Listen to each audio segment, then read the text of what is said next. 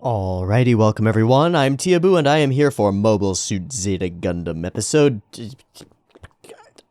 39. That one. Episode 39, By the Lake. We're in space. We were just on Earth, where it would make sense to be by a lake, and now we're in space. So I don't know what this is going to be about at all. Last time on Zeta Gundam, Riko is alive, and she's being a Titans now, and is actively helping them in ways that seem to be actively and genuinely helping them, and is doing so because she's following her heart. Hard to say if any of that is true. Riko is a pretty good spy, so we'll see, and time will have to arrange that for us. Kaguya and Char returned from Earth to space, and much of the episode was dedicated to the process of doing that. And first off, it rhymes with the other time that they've done the same thing, when they left in the first Karaba battles, and they left Earth for space. And it also rhymes with some of the Amuro going back to space from Earth sort of sequences in the first series.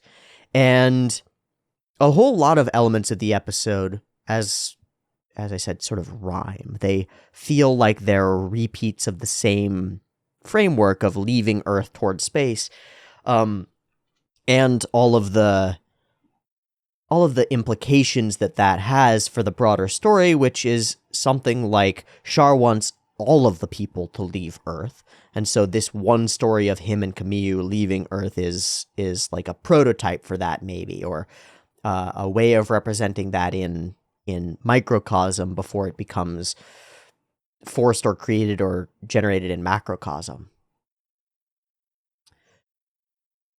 Kaguyu's attitude towards Char has shifted pretty dramatically.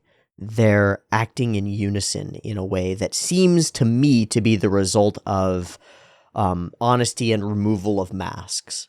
We'll see if that continues as we move through the next episode. And we had a moment with Kaguya and Bright where they sort of stood at across from each other, and Char and Brighton. There are all these complicated relationships that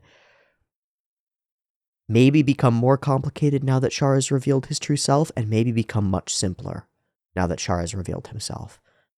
Maybe it'll be a lot easier for these characters to relate to each other now that there isn't this wall of understood and known dishonesty between them.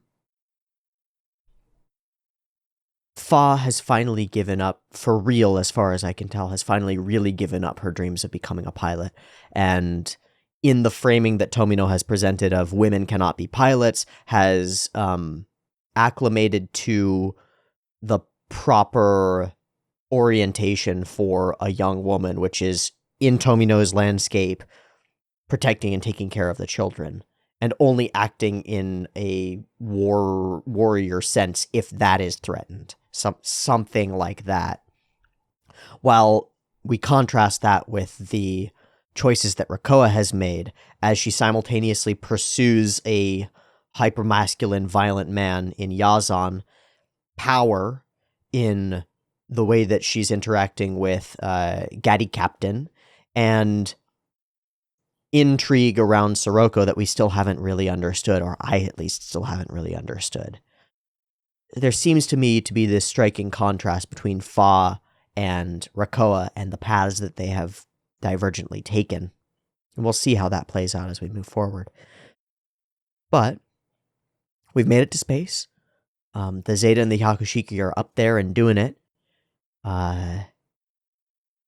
Jared is more monster than he was, and willing to throw a lot of things away in order to get to his ultimate vengeful goal of destroying Kaguya and the Zeta. And that's sort of the landscape that we go with here. So let's see what happens by the lake in Zeta Gundam episode 39. I've got the episode up and ready. It's 0 seconds. There will be 2 versions, picture-in-picture in the description, timer on YouTube as usual. BB timer to count you down. Please support the channel on Patreon. It is the way that I eat, and that's important if I want to keep making videos. Thanks so much. BB timer.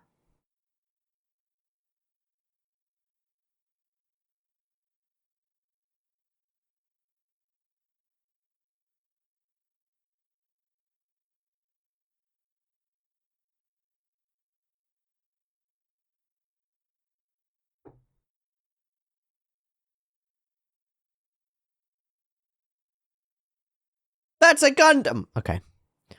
Just a joke from the Ars no Kyoju reaction. Which has a scene in the ED, which is just a character walking on space with a planet beside them. It's like, oh, that's a Gundam. It's the same thing.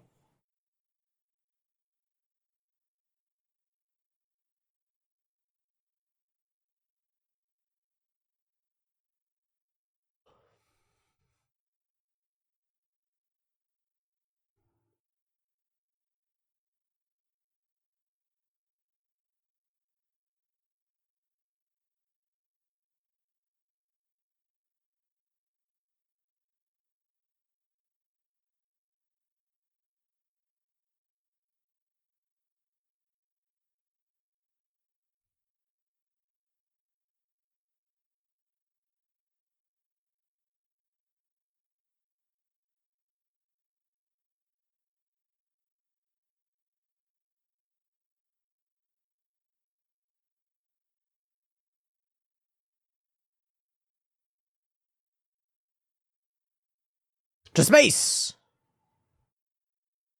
Damn, the animation on that rocket fight was, or rocket thing was awesome. Okay. Okay.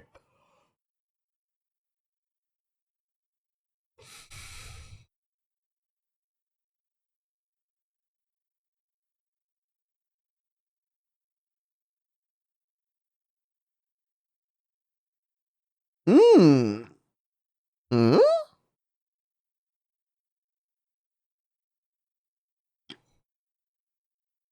Wow, okay. Bigger and bigger.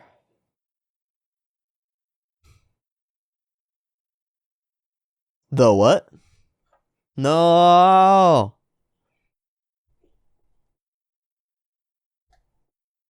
Oh, we know what that is. Oh, we're like seal floating.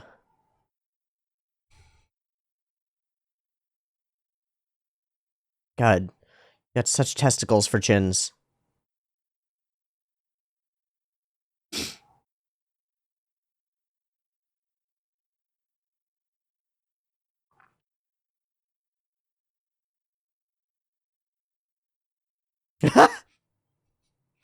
I can't have somebody wicked in charge. I'll go.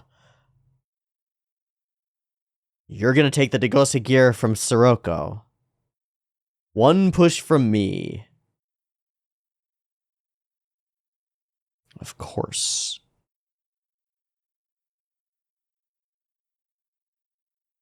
Whomst. Moving sidewalks. Oh, that's the blue-haired girl that we saw. Okay. Wow, that is a character design. Fucking librarian as shit.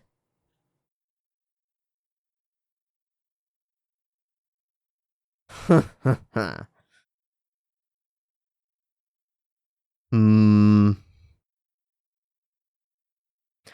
A strong need to rely on others is a really interesting way of putting it. Wow, he sees right through her.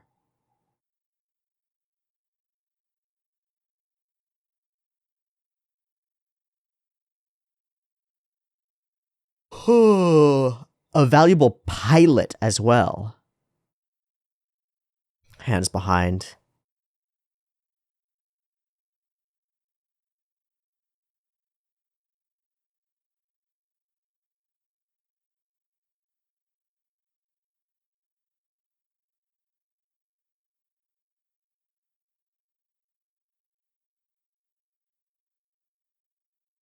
The Argama. Sirocco. Right? Well, we'll see, man. We'll see, man. Let's see what you get done. Bask home.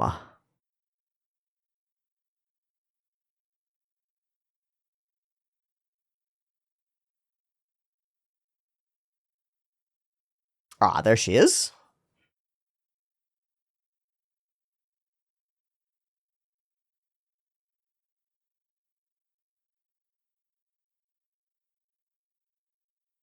Ah, well, that's by the lake.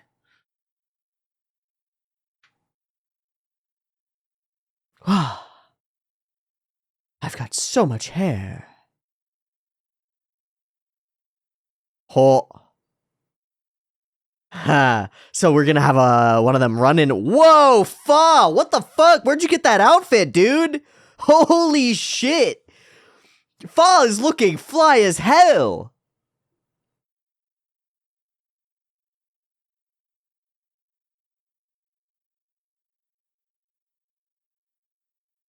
Alright, Rosamia, what are you doing?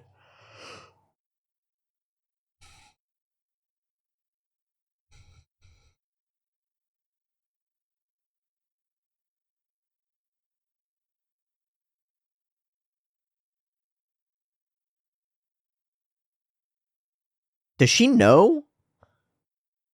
Oh, Sensa Camille. Wow, wow, wow, wow. Oh, it sure could be.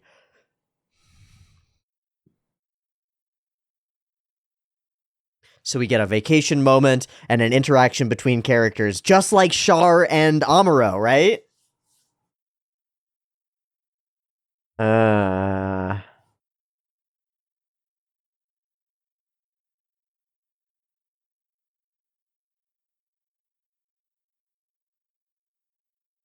Literally flies around in a spaceship all the time. This is novel. God, that's cool mechanical stuff, though. No, it couldn't be.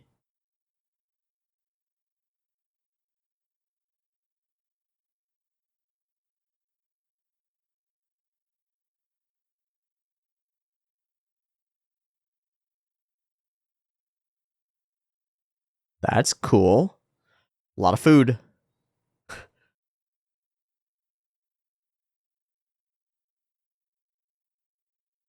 Mmm. Does make sense.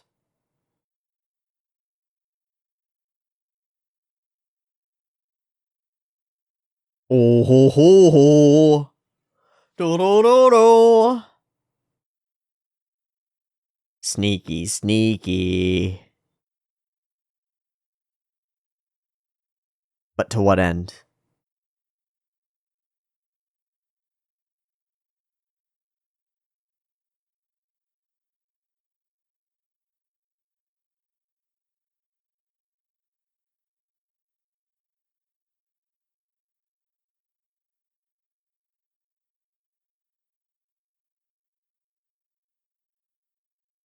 Vibes.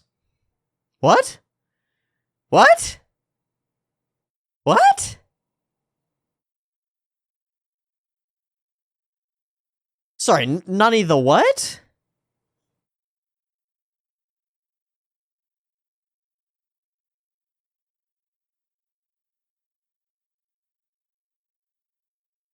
It's like this from The Sound of Music, which is about as close as I know. Ah.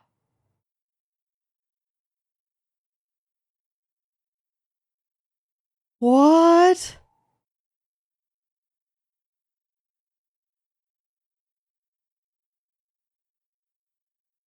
Can we? Can we?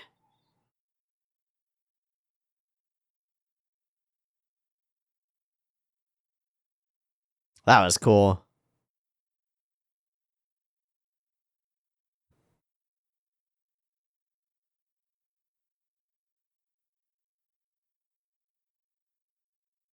Want to ride? Sorry, what? Eh?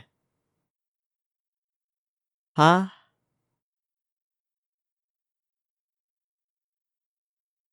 Eh?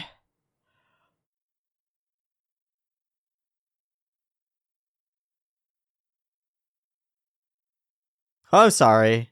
Who the fuck?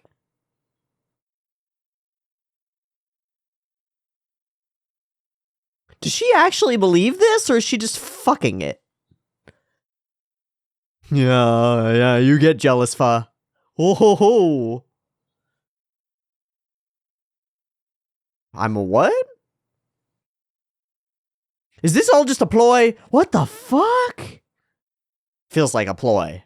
Feels like a ploy.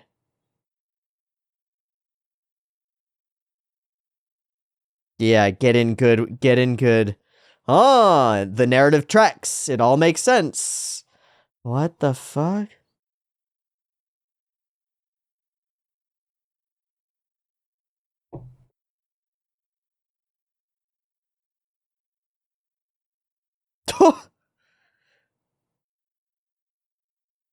I don't understand what you're doing, Rosamia. Hey. Okay.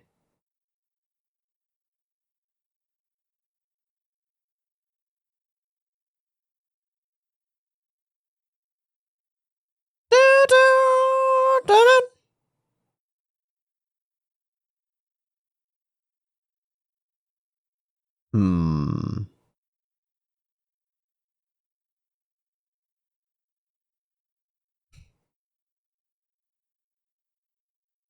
Cool. Cool. We don't normally get to see the bad guys get into their suits.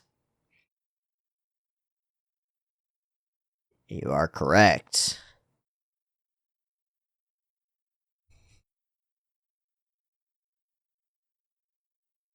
Oh, that was really neat. All right, Char, you better see this coming.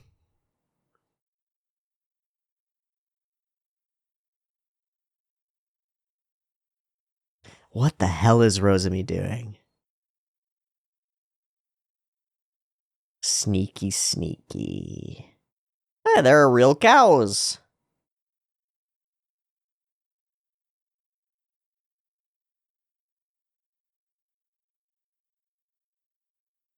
Huh? Huh?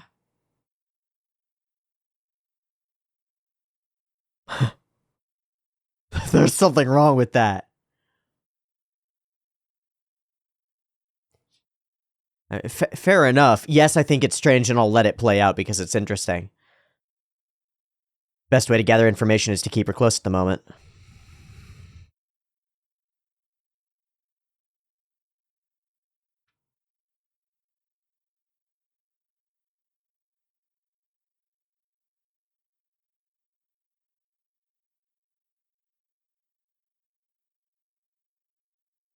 What?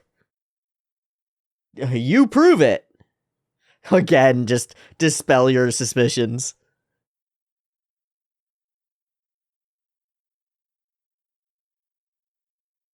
Man, this is a trip. Ah, this is a trip.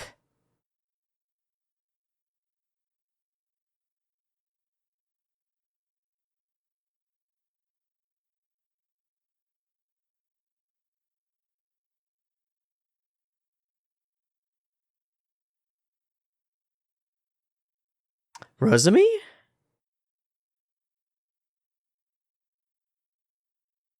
Whoa.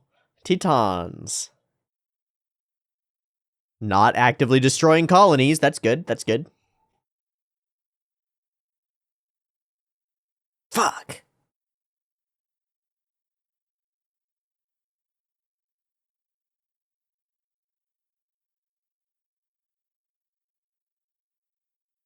You got this, man. Stay by the colony as shielding.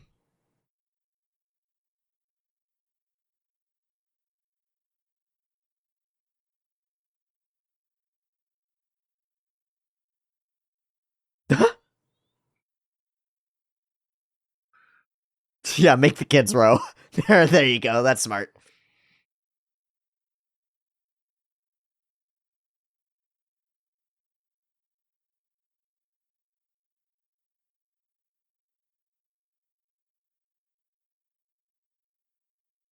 From whomst? This is a weird fever dream. Oh, that was super. Oh, that was super cool.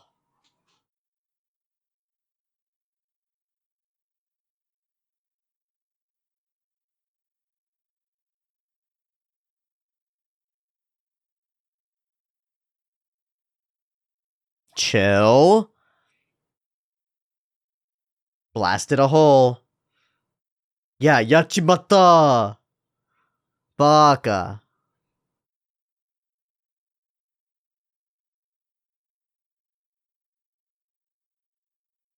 Are they gonna try to fix it? No, they're not. They're just gonna try to kill you. They don't care at this point.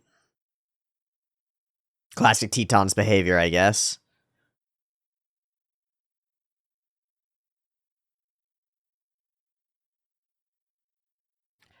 Just desserts. Cool explosion! And sucked right out. Oh, he's got goop? He's got CeeLo goop. Okay, that's useful.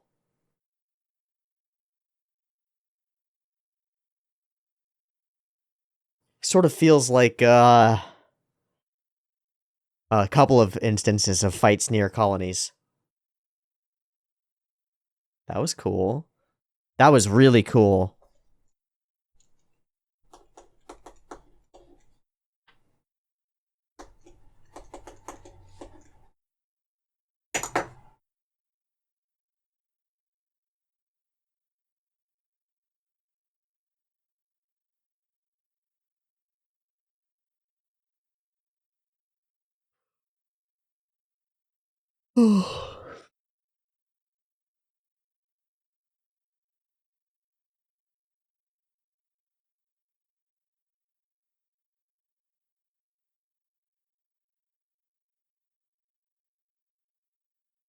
Huh! Who is this? What's going on?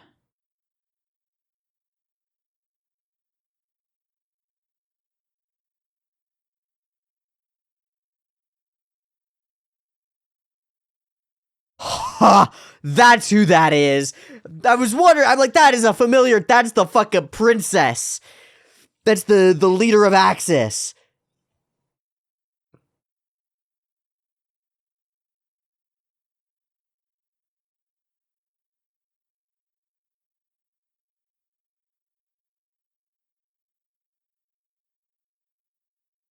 Yo.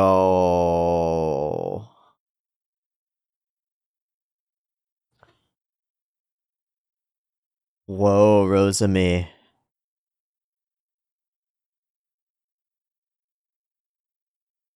Don't you fucking lie about what I said.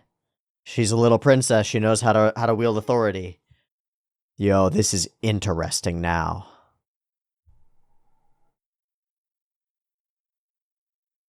Yeah, a little bit like, that's weird. And that looks just like Haman Karn almost. Oh my god.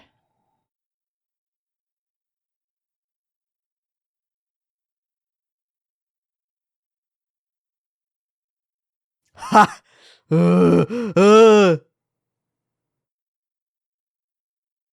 Oh, a misinterpretation that could really breed a war.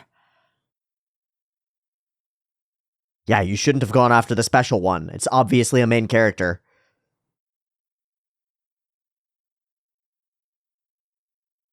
Holy shit.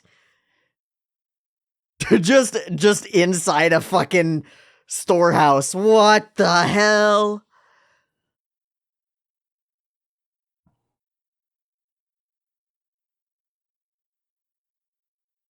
Man, the suspense in the first half of this episode actually really works. It really sets up a landscape of moderate confusion. Nice. Nice. No explosion.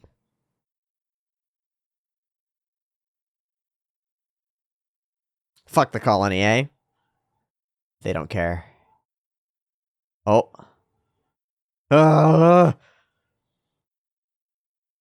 Got him. Bye.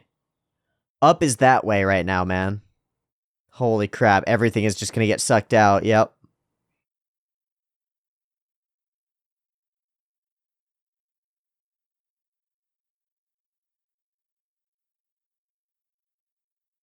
Nope. No, he did not. Had no idea.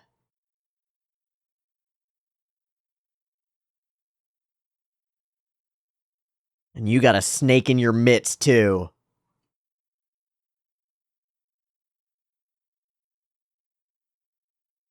All right, more goop. That's something. Mostly. Okay, we'll just transition out. I guess we've done what we needed to do. Yeah, that makes sense.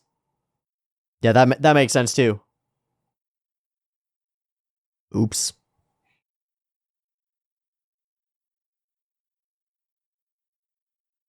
Hmm.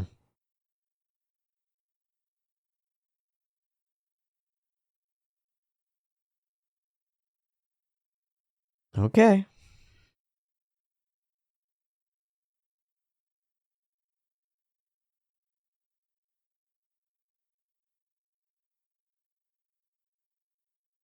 So that's what that feeling was.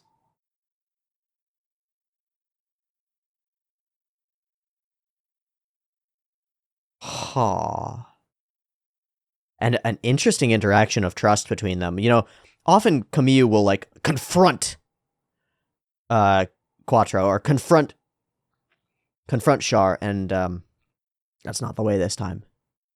What happened to the girl? Yeah.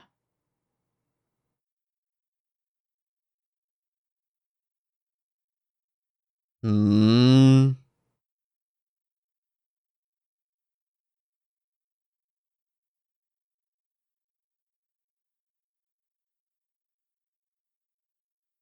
Yes.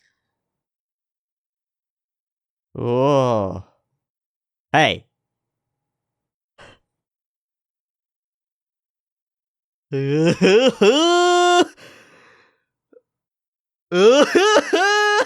Suddenly I am a harem protagonist. Gosh, she's so creepy. She's so creepy.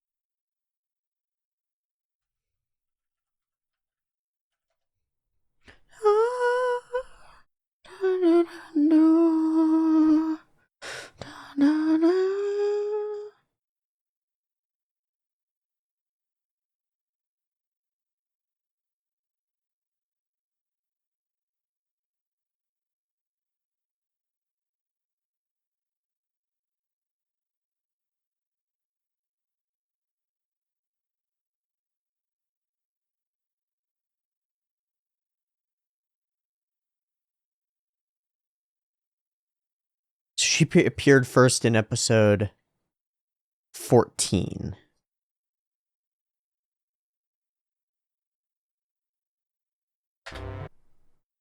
Okay. I'm looking up Rosamia Bottom. There's the potential that I might end up spoiling myself on stuff, but what I want to discover, I'll just tell you what I'm trying to discover, is when and where she showed up and what the like history we've had with her is. Obviously, like I recognize her, but I don't remember. It's been so much time. I don't remember exactly what's going on. So Buran Blutark was interacting with her. She was unstable and a little bit weird, an experimental cyber new type. She is acting super different than she was before. And it's Rosamia that that almost kills Cats when Cat sorties. And Rosamia gets hit by the intervention of the Rick Diaz and the Hyakushiki, and Cats manages to hit her Ga plant, and then Buran thinks that she's over aggressive and wonders if if cyber new types can really be of any use. And then I think she sort of falls out of the story at that point after she fails to kill Cats. Interesting. The tension and suspense in the first half of this episode, as I kind of said, is really cool. We've got machinations in the political background as bad guy with the glasses. Fuck. Basque-Om. As Basque-Om and Jamatov Hyman just hang out in their real weird floating space sphere talking about what they'll do next. There's real interplay between them that's sort of demonstrated by the visual movements of them. That's like the movements of the planets around each other or something like that. And Basque is essentially saying that he's given Char's speech, things are in motion, and Basque is going to step into the role of leader now, and to push Sirocco out of that role to some extent. And he's suspicious of Sirocco, but also, he says, don't look down on all the rest of us, but he really does look down on Sirocco and thinks that he can control and contain him, and it's unclear whether he can. We'll see. I can't just leave some wicked man like Sirocco in charge. I'll go myself. One push from me, and the AUG will no longer exist. After that, we'll take care of Hamon Karn and Sirocco. So we're prepared to betray all of our allies because we don't care about alliances, really. Has she gotten in? Yes, she's gone directly to Colony 13. I'll have her try a number of options, and it's unclear exactly who they're talking about. They're not talking about Rosamiya Badam. She's a good girl. Organizing troops with cyber new types at the core, ever since the broadcast from Dakar. But there's not enough time for that. It's impossible to gather the number needed. That woman from the Argama could be one as well. What could they be thinking? And no, Rakoa Londe is normal. She's just a woman with a strong need to rely on others. She's demonstrated some psychic connections, though. I don't know. And he lays out exactly what's going on with Rakoa from his perspective. She pretends to be tough, so she ends up betraying herself, and we've seen that. Not a spy? No. Just watch her. She'll become very valuable for Jupitris. Okay, so we give him a task. Protect the Gate of Zidane, which is to say, get the fuck out of the way. Don't forget to back him up. You can count on me. Very honorable. Also, the Argama is of particular interest. Please be cautious. He looms. And Basque gives him, one thing I dislike about you is how you believe yourself superior to everyone. You believe no one could be better than you. Stop looking down on us. Such a resentful fucker. The images of colonies are really evocative. All of the tourism that's going on and the eventual scene with the linear car or the train car that goes around is really cool. It's similar to what we got in episode 1 way back when, but it's really cool. It makes the space feel real. And the idea that there are these retreats that take on the characteristics of idyllic earthbound landscapes like the Alps or Switzerland or whatever. It's kind of cool. Welcome to the land of mountains and lakes, and there we are.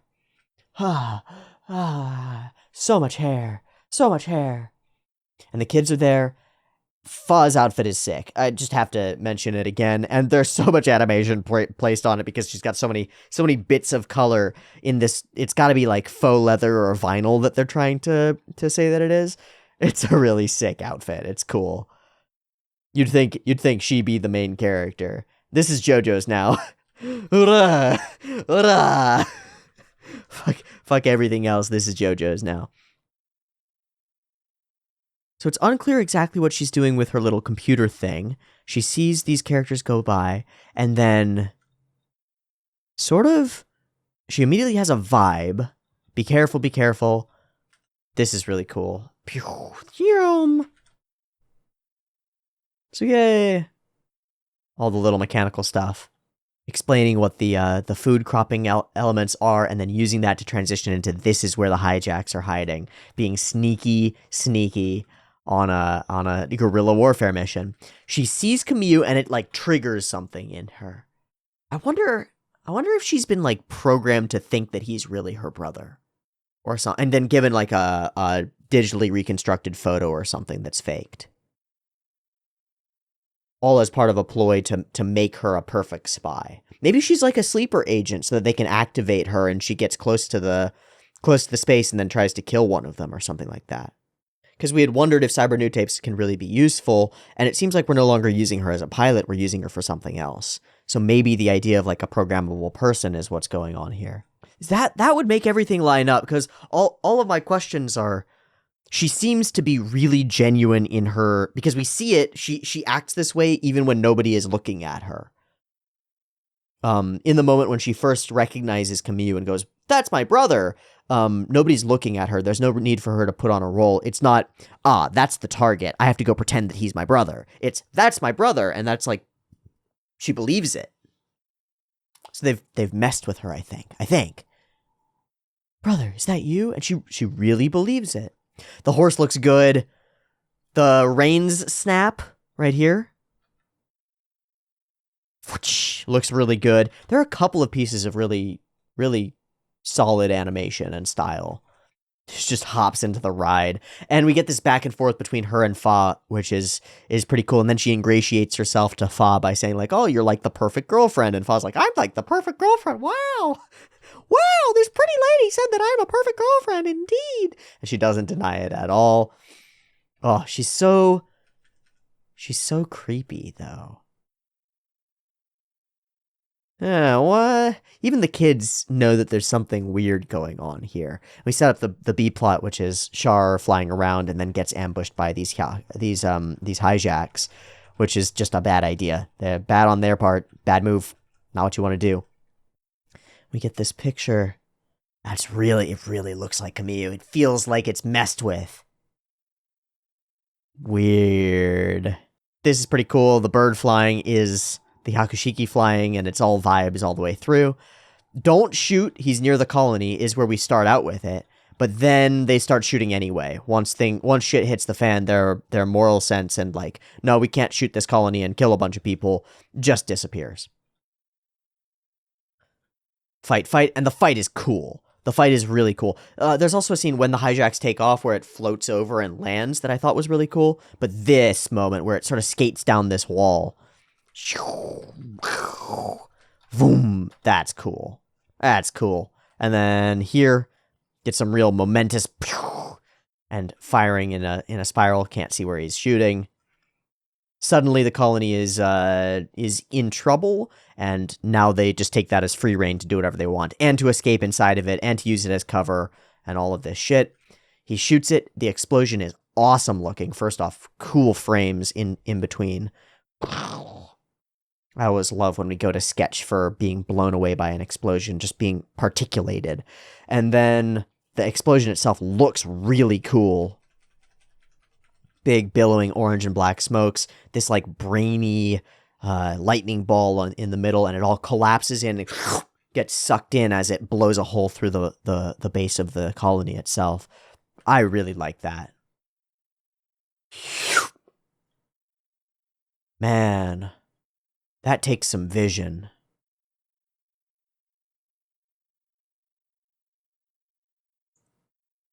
Explodes outwards, little bits of debris carry portions of the exploding smoke. And then we get the actual of light beams that go through. Flash. Bloom. And the helm is flying straight up. And then it all gets sucked down, and the helm with it. Right into the center. Oh, that's cool. And we see Char's fucking... damn it. I have to do better. I have to prevent this from happening this way. All right. Brother. You're my brother. Okay. I put 1620 Kamyu face because it's right about here where we get a couple of faces from Kamyu that I think are really cool. Blink, blink. Ah! We don't often get this kind of very anime expressiveness in Gundam. Our characters are very often locked on model, and we try to represent everything realistically. So this like is quite cute. It's an upset to everything. And then similarly, when the kids, when everything shifts, whoa! Just chances to show off some character animation, I think. And hey, we met this friend. Look, we got a friend. And of course, kids treat her like she's a kid. They don't treat her like she's a princess, and she's never experienced anything like this. So we'll see if this interaction has any effect on Minerva Zabi's future outlook on people. It would have to be pretty contrived to get a situation where she actually sees Shinta and Kum. and has any sort of change of heart or anything like that. It would have to be pretty contrived to make that happen. But it's cool that we're doing this accidental meeting of all these different characters. And again, it sort of rhymes. Maybe it's just a contrivance, and it has been in every instance that it's happened. That's one way to look at it. But it also sort of rhymes with the other accidental meetings and sort of fateful interplay that we've had between characters, with Char and Amuro meeting at random times, and other characters meeting and coming face to face at random times, not knowing each other as enemies until something is revealed to them, and it all falls apart. There's this element, or this idea that as human beings, without the trappings of war, well, we're not trapped by them. We're not forced into roles of conflict against each other, and we can actually see eye to eye and communicate. And in some sense, that this great leader of the Axis people and all that shit is just a kid. And yeah.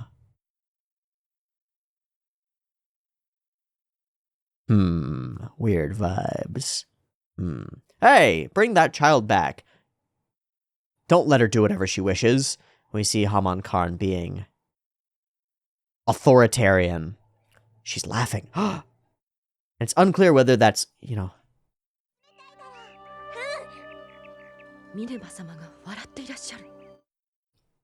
It's unclear what emotion she feels because of that. You don't like that lady? It's all right. She serves me well. That makes you sound like a snob. Is she an enemy? She reeks of the Ayug. She says she doesn't want to return to you. Woman, I said no such thing. And jealousy, carrying her back. Hey, wait a second. That looks like Manabazabi. And that looks like Haman Karn. Hey, oh, that's a hijack. Everything is weird. And he stands up, reveals himself, and it all falls apart. I get it. They were trying to kidnap Miss Mineva, and they weren't. It was just a sequence of misunderstandings.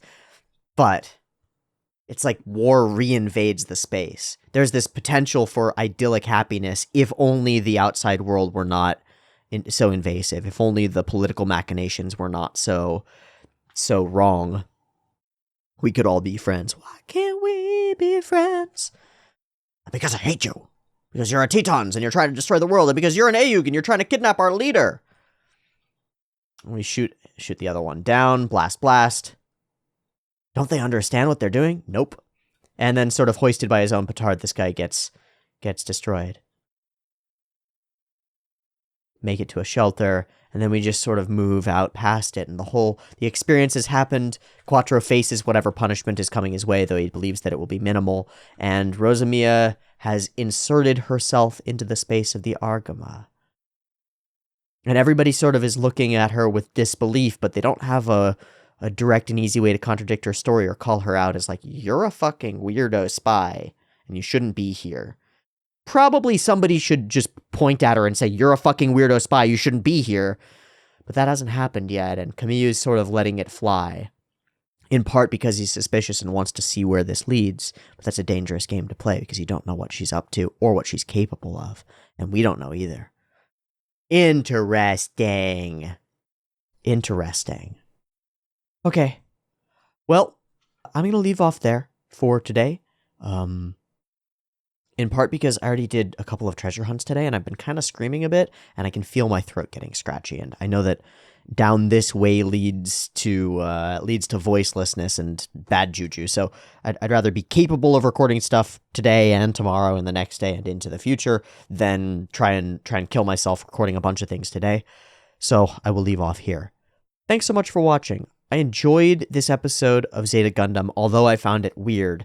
It feels like with Hymen and Basque Ulm having the communication, the talk beforehand, and the bringing up of the colony laser, and we move Rosamia into place, it feels like a turn or a series of turns in chess where no pieces are taken, but a bunch of little moves are made that rearrange the battlefield to shape things in a different direction. So it feels like setup. It feels like a shift or a turn. And that follows with the moving up into space, reestablishing the current order of what's going on in the war and how things are progressing. We've moved into some guerrilla warfare tactics and some sneaky stuff, and then into this sort of haphazard colony destruction stuff.